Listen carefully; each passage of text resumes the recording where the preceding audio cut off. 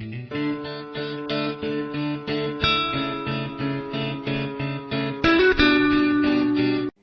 everyone, welcome back to my YouTube channel Biology Love. Today's topic is nutrition in humans.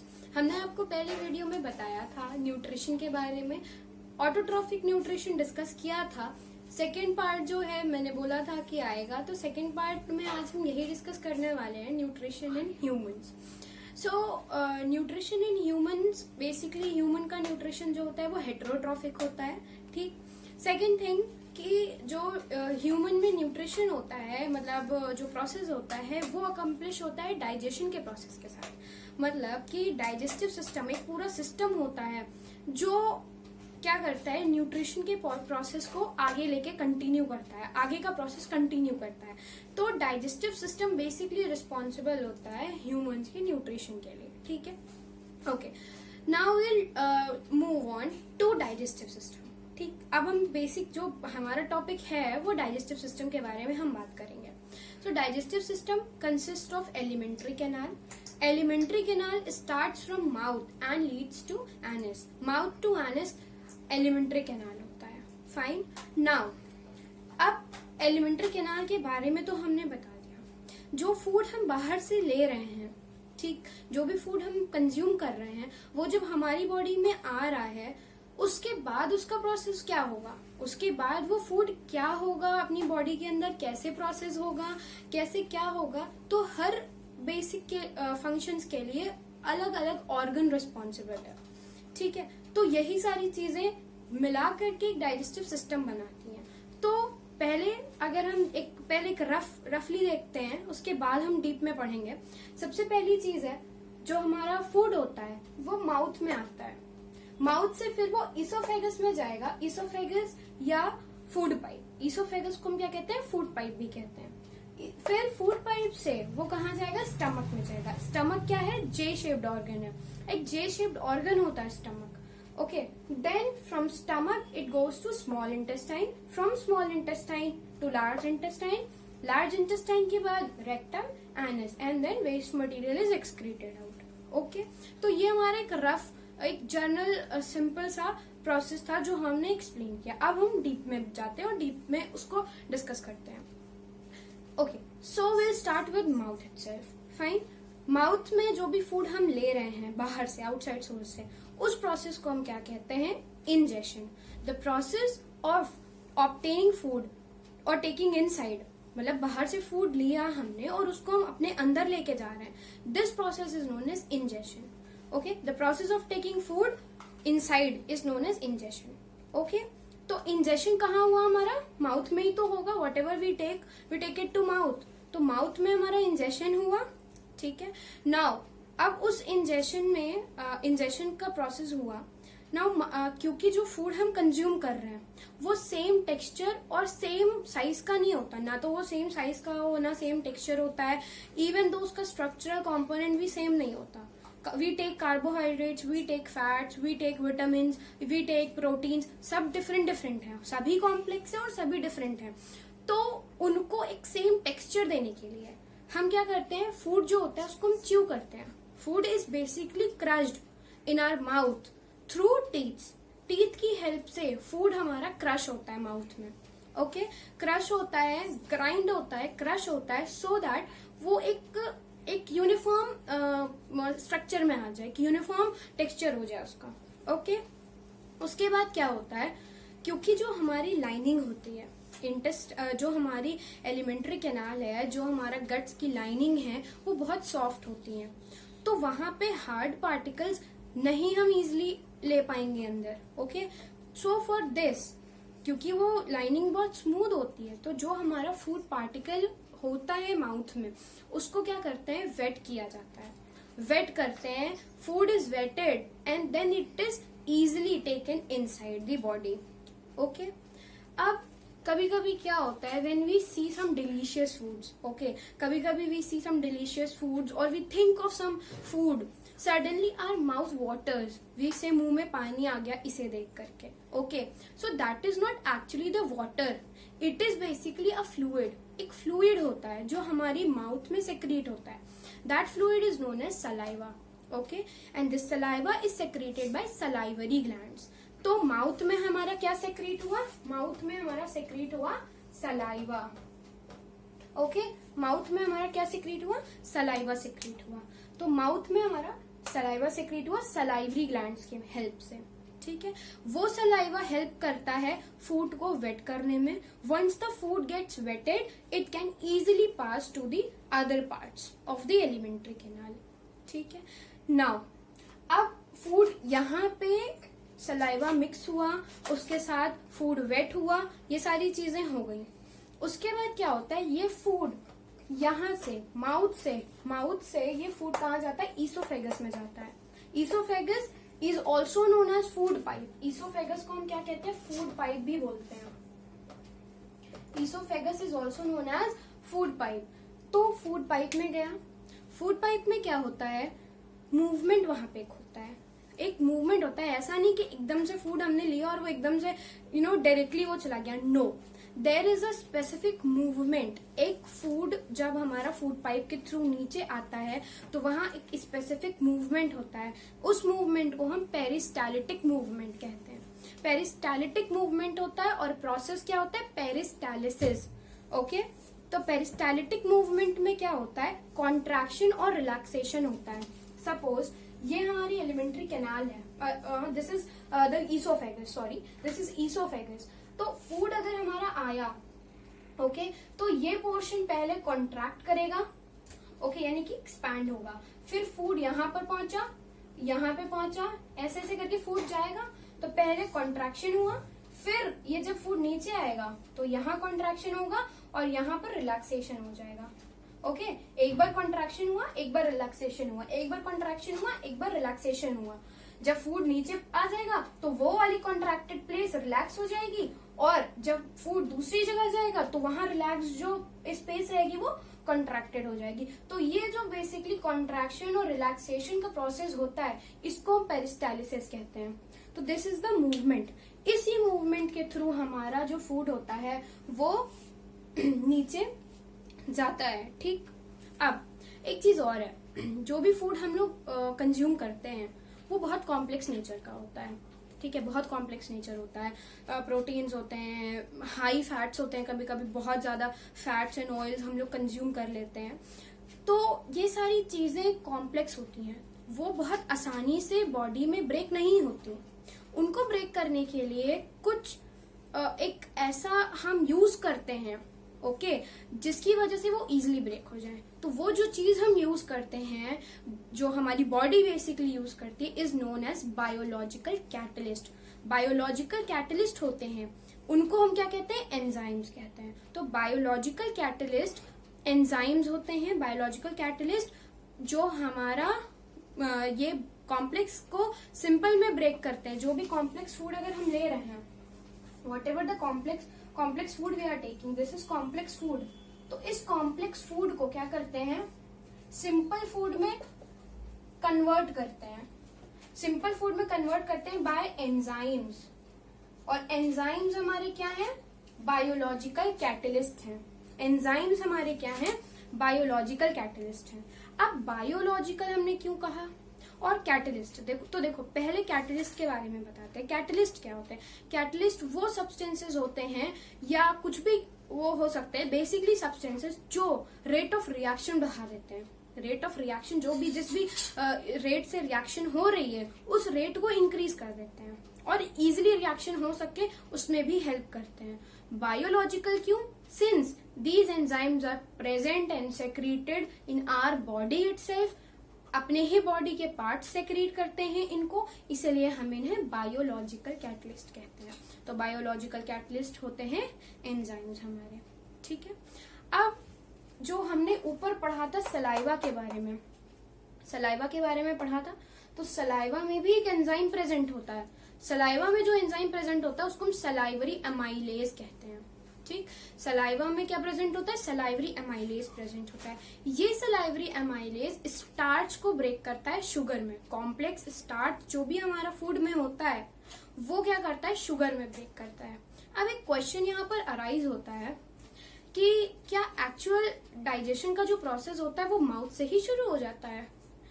if you people know the answer, then do comment down, because I will be telling the answer, but I want you people to tell the answer. So do comment down कि क्या जो actual process होता है हमारा digestion का, वो क्या mouth से ही शुरू हो जाता है? ओके क्योंकि यहाँ पर एक प्रोसेस होता है, स्टार्च जो है वो शुगर्स में ब्रेक होता है, ठीक है?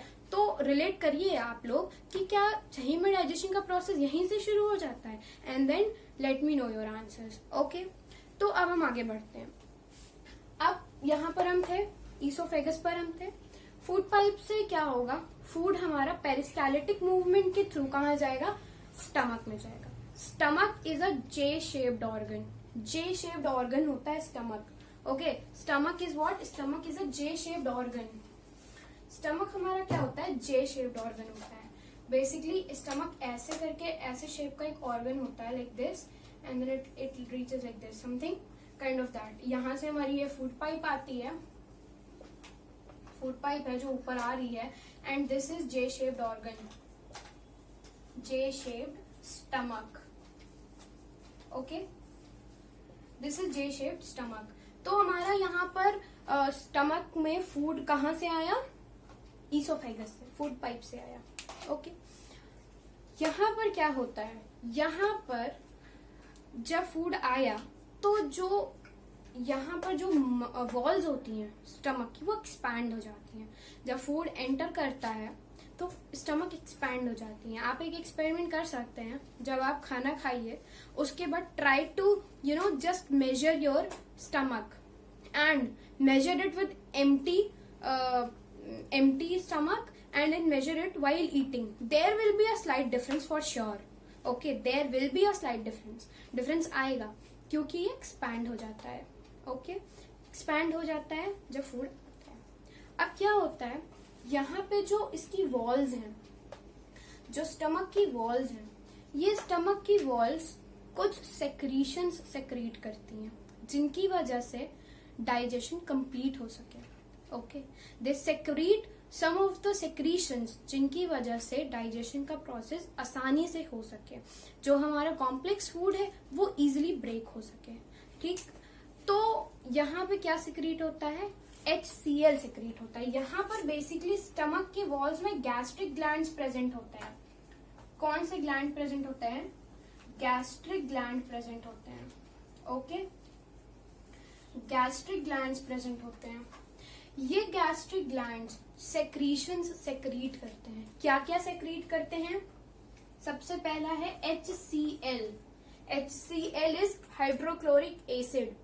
Okay, then is they secrete pepsin. Pepsin secrete करते हैं। और तीसरा जो सेक्रीट करते हैं वो है म्यूकस। ओके, तो ये जो तीन चीजें हैं, this is basically secreted bye basically secreted by gastric glands present in the walls of stomach. Okay, HCl secrete होता है। HCl इसलिए secrete होता है so that जो हमारा फूड है उसको एक एसिडिक मीडियम मिल सके। जब एसिडिक मीडियम मिलेगा उस फूड को, तो वो फूड इजीली हमारा ब्रेक हो जाएगा। ओके, इजीली वो हमारा डिसोसिएट होना शुरू कर देगा। अब एक क्वेश्चन अराइज होता है, अगर HCl सेक्रेट हो रहा है, इतने अमाउंट में HCl सेक्रेट हो रहा है बॉडी में, तो क्या वो लाइनिंग्स पर या हमारे बॉडी ऑर्गन्स पर अफेक्ट नहीं करेगा? क्योंकि जब हम HCl नॉर्मल लैब कंडीशंस में लेते हैं तो कॉशन होता है वहां पर कि it is dangerous, it can cause burns on your whatever wherever the skin is affect, मतलब वो स्किन अफेक्ट कर देता है जहां पे भी वो गिरेगा। तो क्या यहाँ पर नहीं होता? यहाँ पे तो बॉडी ही बना रही है HCl, तो लाइनिंग्स को अफेक्ट कर जाना चाहिए। ओके, तो उसको, उस प्रोसेस को रोकने के लिए, मतलब वो जो चीजें हो मतलब ना हो, जैसे HCl है वो वॉल्स को डैमेज ना कर सके, उसके लिए ही म्यूकस सेक्रेट होता है। म्यूकस क्या करता है? ये पूरी लाइनिंग को प्रोटेक्ट कर लेता है। म्यूकस पूरी जो लाइनिंग है हमारी गैस्ट्रिक लाइनिंग, मतलब जो स्टमक की लाइनिंग है, इसको प्रोटेक्ट करता है, कवर कर लेता है, सो दैट अगर HCl सेक्रेट हुआ तो ये अफेक्ट ना कर सके लाइनिंग्स पर। ओके, तो इसलिए म्यूकस सेक्रेट होता है। नॉर्मल कंडीशंस में ये होता है। कभी कभी क्या होता है, they you might have heard of people complaining about acidity. So that term acidity is basically excess secretion of HCl. जब HCl का क्वांटिटी बहुत ज्यादा हो जाता है तब ये कंडीशन आती है. It happens when people consume spicy food. जब स्पाइसी फूड या एक्सेस ऑफ ऐसा कॉम्प्लेक्स फूड कंज्यूम करते हैं, then this thing happens. So this is a kind of problem which occurs through excess secretion of HCl. ठीक है, तो यहाँ पर क्या हुआ, हमारा HCl के प्रेजेंस में, पेप्सिन के प्रेजेंस में ये सारी चीजें हुई, मतलब कि डाइजेशन का प्रोसेस हुआ. सो जो पेप्सिन होता है वो प्रोटीन डाइजेस्टिंग एंजाइम होता है.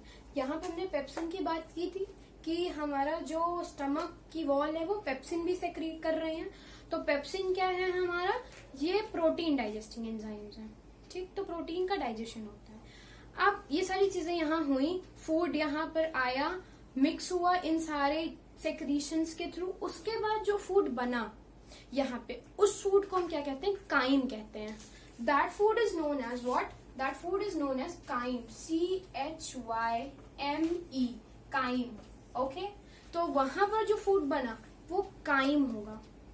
नाउ ये काइम अब क्या होगा, यहां से रिलीज होगा और ये कहाँ जाएगा, स्मॉल इंटेस्टाइन में. देखिए, स्टमक के बाद नेक्स्ट क्या था, स्मॉल इंटेस्टाइन. तो ये काइम जो है हमारा फूड है, प्रोसेस्ड फूड है बेसिकली, क्योंकि प्रोसेसेस यहाँ पर बहुत सारे हुए इस फूड के ऊपर. तो काइम जो है वो प्रोसेस्ड फूड है, ये कहाँ जाएगा, स्मॉल इंटेस्टाइन में. अब स्मॉल इंटेस्टाइन का जो प्रोसेस है वो थोड़ा कॉम्प्लेक्स है. कॉम्प्लेक्स क्यों है, because small intestine is the complete site of digestion, यानी कि मैक्सिमम डाइजेशन. ठीक है, 90% और यू कैन से डाइजेशन जो होता है वो स्मॉल इंटेस्टाइन में ही होता है. इसलिए स्मॉल इंटेस्टाइन कॉम्प्लेक्स होती है. ओके, मतलब जो स्मॉल इंटेस्टाइन में प्रोसेसेस होते हैं वो कॉम्प्लेक्स होते हैं. ओके, नेक्स्ट थिंग इज कि क्या होता है, स्मॉल इंटेस्टाइन जो है वो लॉन्गेस्ट पार्ट है हमारी एलिमेंट्री कैनाल का. Small intestine is the longest part of our alimentary canal. अब क्योंकि it is highly coiled and compactly packed, ठीक है, तो people generally if you ask people who don't know or who are like small children, they'll answer for large intestine because name large तो large intestine, small तो small नहीं, ऐसा नहीं है.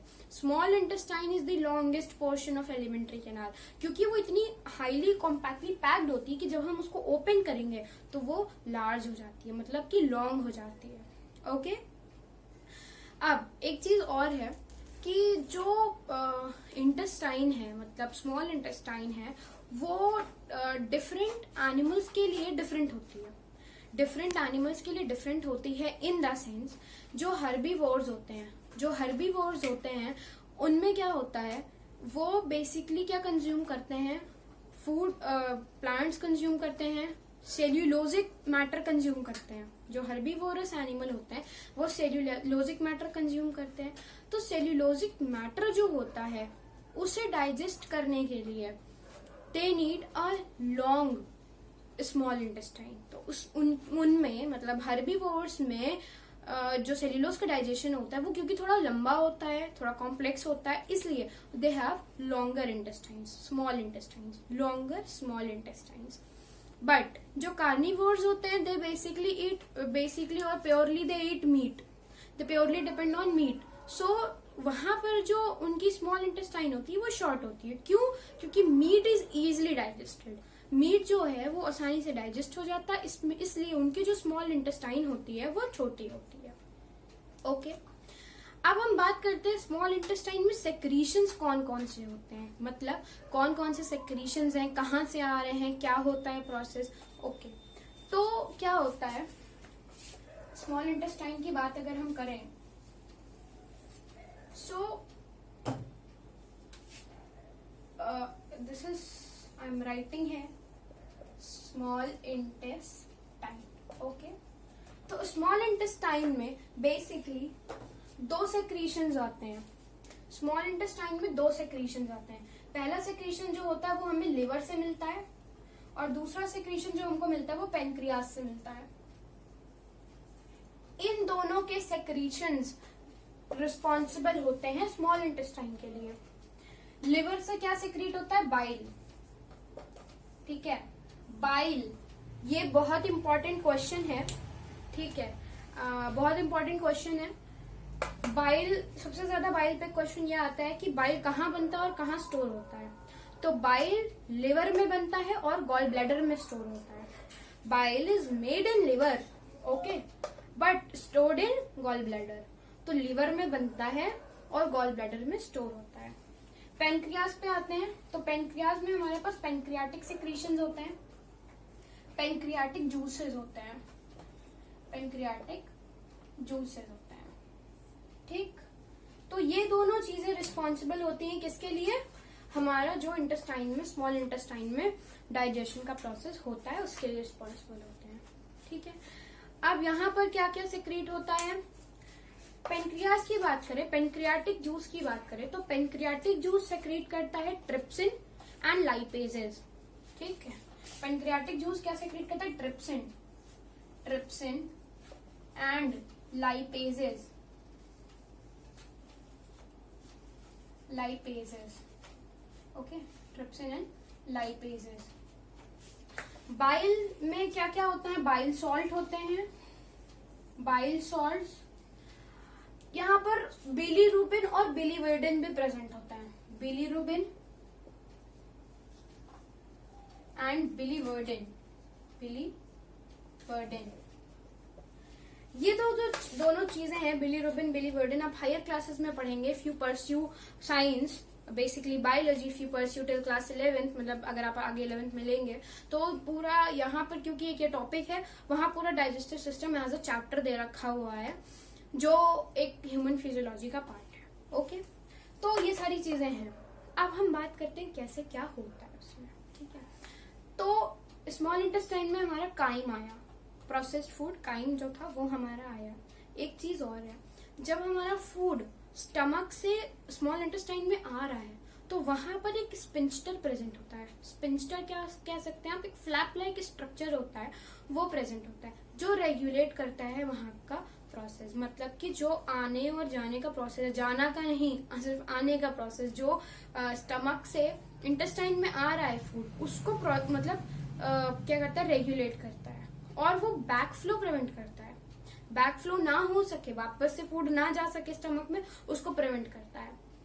Okay, तो अब हम बात करते हैं कैसे क्या चीजें होती हैं। तो देखिए यहाँ पर प्रोटीन्स, फैट्स, कार्बोहाइड्रेट्स, सब कुछ यहीं पर डाइजेशन का प्रोसेस होता है, यानी सब कुछ यहीं पर डाइजेस्ट होता है। फैट्स की बात करते हैं, फैट्स थोड़े से क्योंकि कॉम्प्लेक्स होते हैं इसलिए उनका डाइजेशन थोड़ा सा डिफरेंट होता है, थोड़ा सा डिफिकल्ट होता है और डिफरेंट होता है। फैट्स में लार्ज ग्लोब्यूल्स प्रेजेंट होते हैं, मतलब मैक्रोमोलिक्यूल्स होता है फैट्स के, ये लार्ज मॉलिक्यूल्स प्रेजेंट होते हैं। इनको ब्रेक करना डिफिकल्ट होता है एंजाइम्स के लिए, इसीलिए इनमें क्या होता है? बाइल एक्ट करता है, बाइल सॉल्ट्स एक्ट करते हैं। बेसिकली बाइल सॉल्ट क्या करते हैं? इन लार्ज ग्लोब्यूल्स को स्मॉलर ग्लोब्यूल्स में कन्वर्ट कर देते हैं, स्मॉलर फैट ग्लोब्यूल्स में कन्वर्ट कर देते हैं। ये हमारे फैट ग्लोब्यूल्स हुए, ठीक है, फ्लैट ग्लोब्यूल्स हुए, तो स्मॉलर फ्लैट ग्लोब्यूल्स में फैट ग्लोब्यूल्स में कन्वर्ट कर देते हैं। फैट ग्लोब्यूल्स में कन्वर्ट करने के बाद क्या होता है?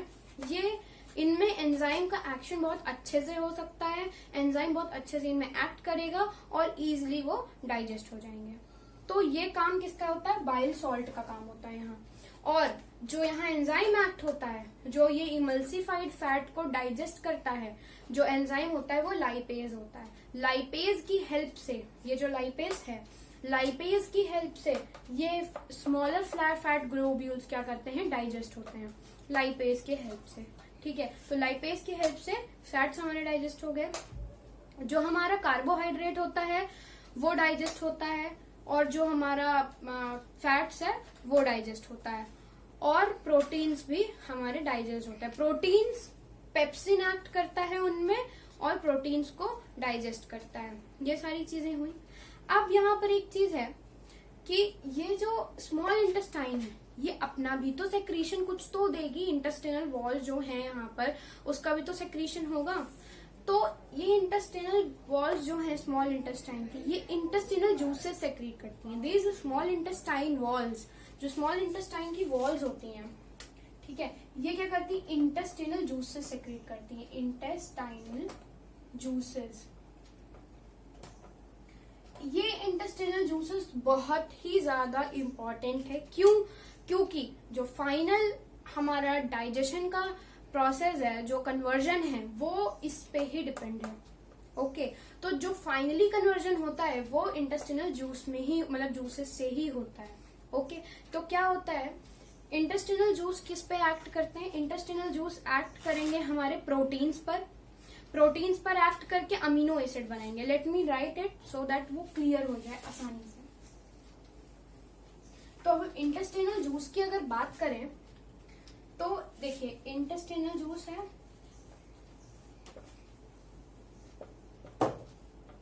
इंटेस्टिनल जूसेस ये किस पे एक्ट करेंगे, ये सबसे पहले एक्ट करेंगे प्रोटीन्स पर, and they will convert it into amino acids। ठीक, प्रोटीन्स पर एक्ट किए और किस में कन्वर्ट किया, अमीनो एसिड्स में। कार्बोहाइड्रेट्स,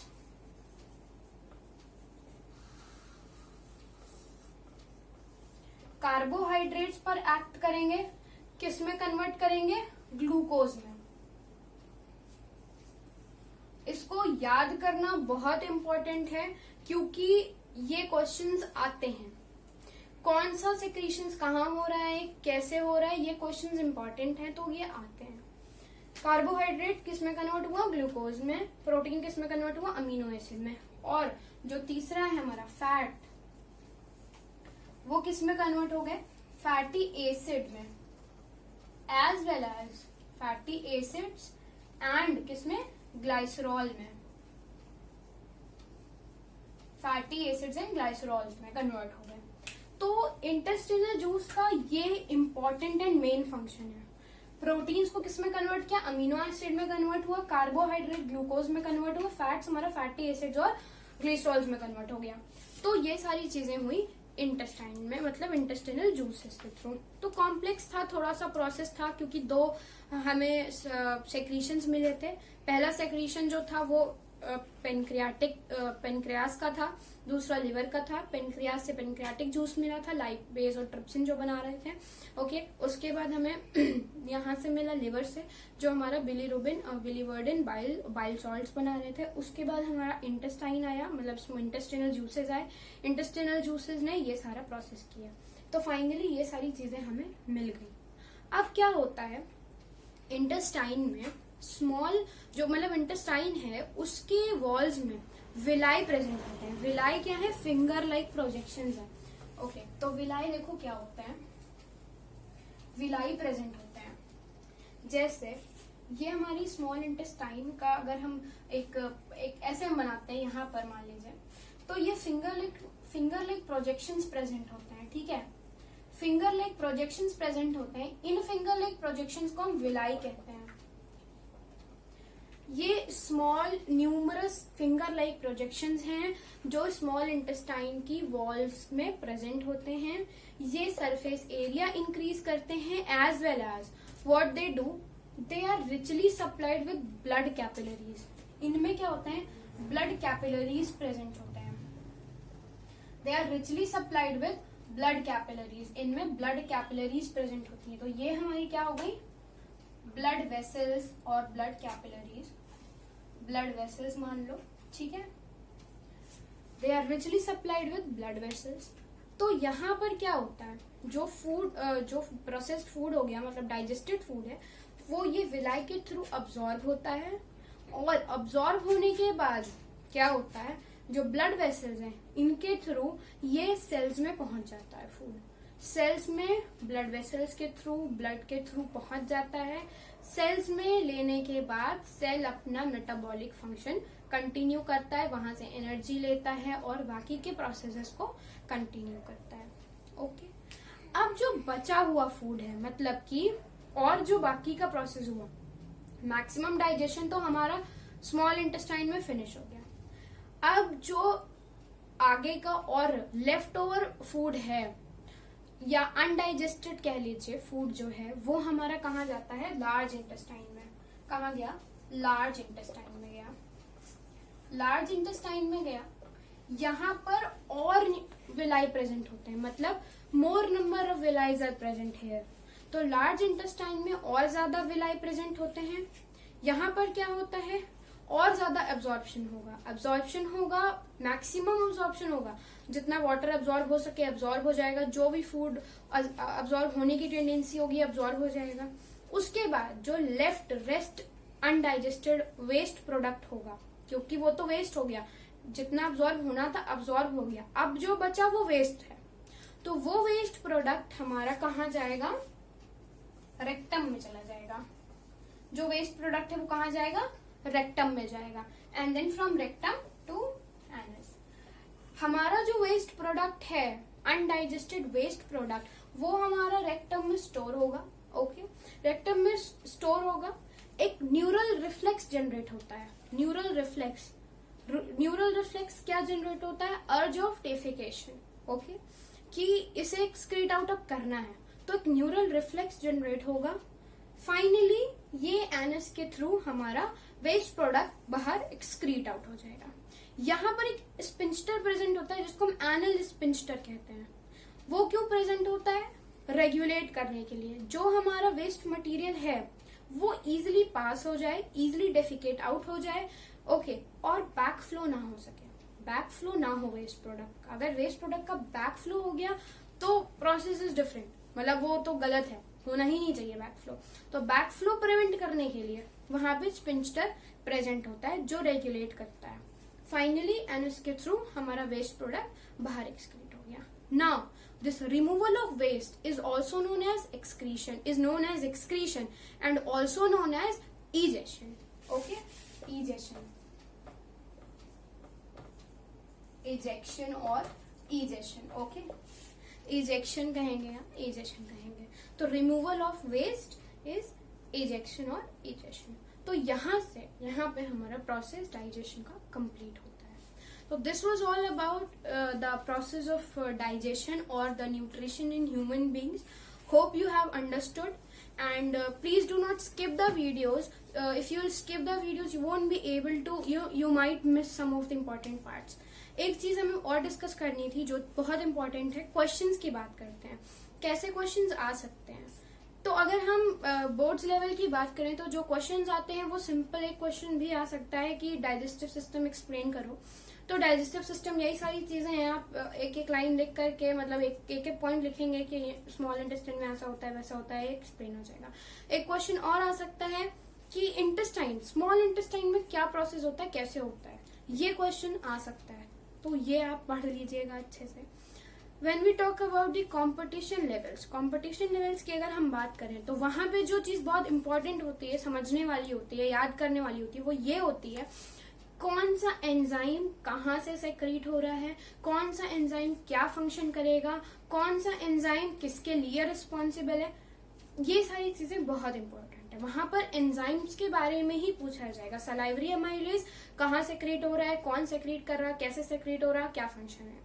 हर पर्टिकुलर एंजाइम का फंक्शन, उसका पर्टिकुलर सेक्रीशन ऑफ एरिया, उसका पर्टिकुलर मतलब जो उसका कैरेक्टर है, ये सारी चीजें बहुत इंपॉर्टेंट है इसमें।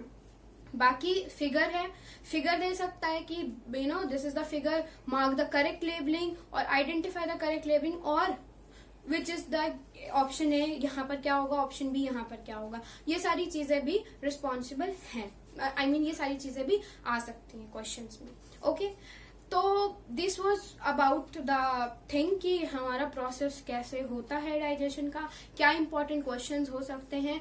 If you like the video, if you liked the video, then like it, share it, subscribe it, like it, share it, subscribe the channel, and also comment below about कि आपको क्या प्रॉब्लम है या क्या questions आपको अच्छे लगे, क्या क्वेश्चंस हैं, या कौन से पार्ट पर आपको और जो भी टॉपिक्स हैं, you need more topics, you need more videos related to that topic.